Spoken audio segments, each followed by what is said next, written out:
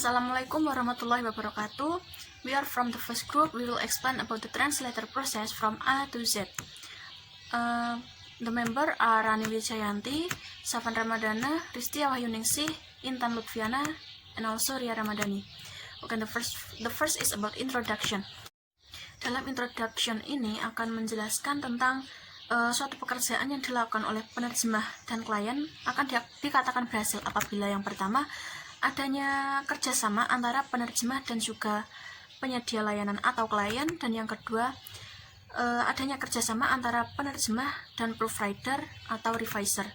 Nah, dalam bab ini akan menjelaskan urutan penerjemahan secara lengkap. Nah, urutan ini akan dipecah menjadi urutan-urutan kronologis, dan ini akan menentukan masing-masing bagian yang dilakukan oleh seorang penerjemah, penyedia pekerjaan, dan juga previsi. Oke, lanjut. Translator refers to. Jadi kata penerjemah itu merujuk pada setiap orang yang terlibat dalam proses penerjemahan, seperti project manager, translator company marketing atau bagian pemasaran. Yang ketiga, bagian keuangan dalam perusahaan. Yang keempat, the terminologist atau juru istilah. Yang kelima, the document researcher. Yang keenam, the proofreader. Yang ketujuh, the reviser atau previsi. Yang kedelapan, the data or chap operator. Yang kesembilan, IT engineer atau teknisi IT. Yang ke-10, penyedia informasi. Yang terakhir itu semua orang yang terlibat langsung dalam proses penerjemahan. Sedangkan work provider atau penyedia layanan atau pekerjaan itu merujuk pada project manager, work provider purchasing department atau departemen pembelian penyedia pekerjaan. Yang ketiga, bagian keuangan. Yang keempat, the terminologist atau juru istilah. Yang kelima, the documentation researcher. Yang keenam, proofreader. Yang ketujuh, reviser. Yang kedelapan, data or chap operator. Yang kesembilan, IT engineer. Yang ke-10, penyedia informasi. Yang ke-11 itu semua orang yang terlibat langsung dalam proses penerjemahan di pihak penyedia layanan. Untuk catatan, urutan kerja yang akan dibahas nanti ini akan mencakup semua operasi-operasi yang dilakukan dalam proses penerjemahan. Ini bisa dimulai dari saat kebutuhan akan penerjemahan itu muncul sampai materi terjemahan itu sampai ke tangan klien, atau dengan kata lain itu saat dimulai dari persetujuan kontrak penerjemahan hingga ketika terjemahan itu sampai ke tangan kliennya. Itu materi yang dapat saya sampaikan. The next material will be explained by Safan Ramadana. Assalamualaikum warahmatullahi wabarakatuh. I will continue the presentation. Finding the job of work. The first one is the future work provider produce or comes into possession of material which need to be translated. So, the work provider is provide some design or specific translation requirement for the translation project. And then the second one, the translator and the reviser implement all the requirement for quality assurance. Example, training, self-tuition, collection of reusable resource, consolidation of raw material including terminology and translation memories. And then third, translator and reviser carries out the necessary step to be awarded quality assurance.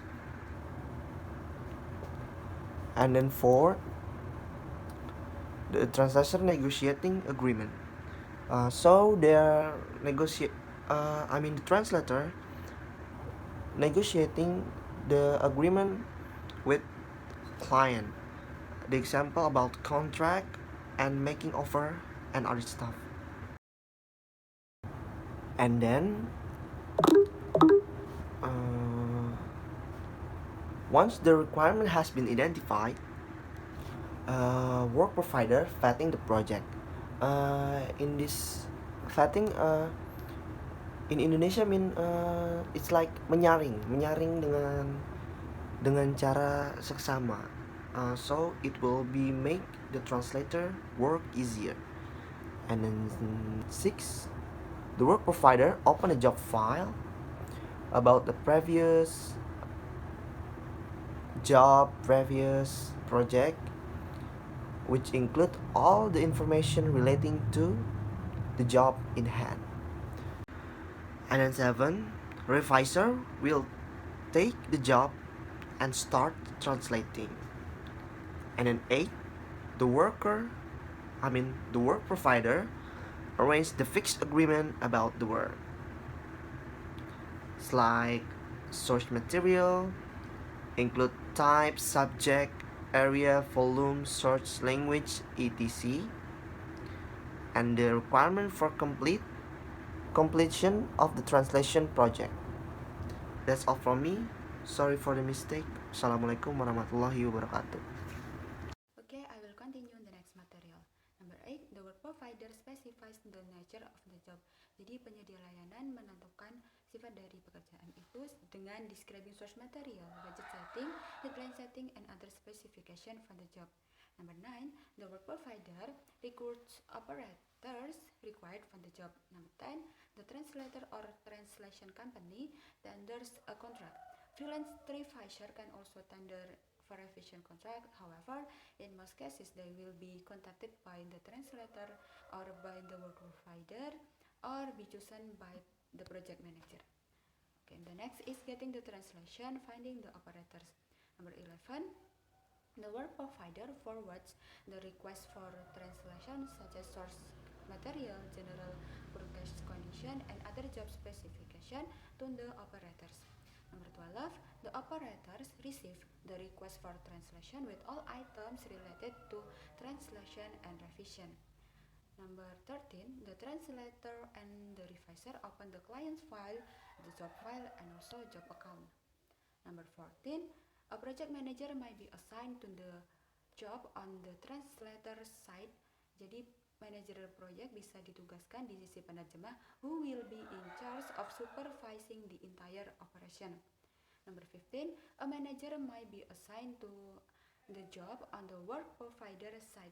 Jadi manajer bisa ditugaskan di sisi work provider who will be responsible for supervising the translation.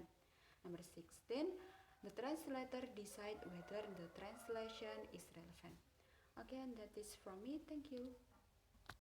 Okay, I will continue the explanation about finding the operators. Number 17, the translator examines the work provider's request.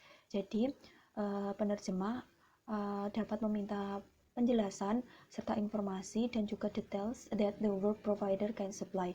And then number 18, the translator studies the request and analyzes the work provider's need and requirements. Penerjemah mempelajari permintaan serta menganalisis kebutuhan penyedia pekerjaan dan persyaratannya.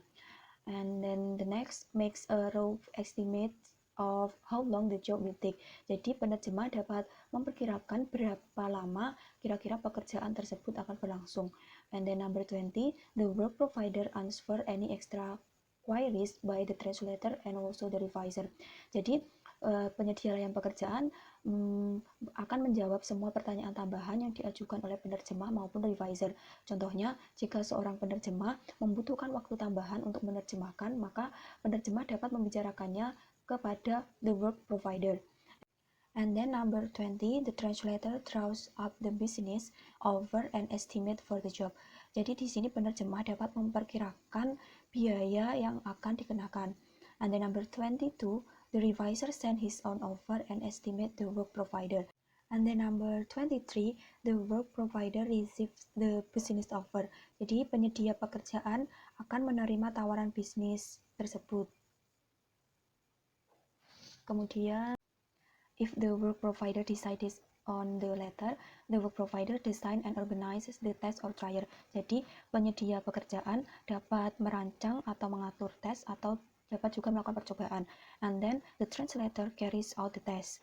Penerjemah melaksanakan tes atau ujian. And then the last is the work provider assesses the result of the test, select the operators, and basis of the test result, certifies the operator if certification is required. Okay, that's all from me, and the next material will be explained by Ria Ramadhani. The next material is once the operator or operators have been confirmed. Number 1 is make an offer in order to close a deal, yaitu memberikan penawaran untuk menghasilkan kesepakatan. Number 2 is make a final offer for contract approval, yaitu memberikan penawaran akhir sebagai perjanjian kontrak. Number 3 is sign the contract agreement, yaitu menyetujui perjanjian kontrak. Number 4 is make available one or more order form, yaitu menerbitkan formulir pemesanan. Number 5 is there is a business relationship between the job provider and the translator, yaitu terdapat ikatan hubungan bisnis antara penyedia pekerjaan dan penerjemah. Number 6 is employers and translators must agree on a contractual agreement with each other. Antara penerjemah dan penyedia pekerjaan saling menyetujui perjanjian kontrak satu sama lain. Number 7 is establish a membership for the translation process, yaitu membentuk keanggotaan. And the last is the receiver is selected to open a job or not, yaitu memilih untuk melakukan revisi atau tidak. That's all for our presentation. Thank you very much for your nice attention and wassalamualaikum warahmatullahi wabarakatuh.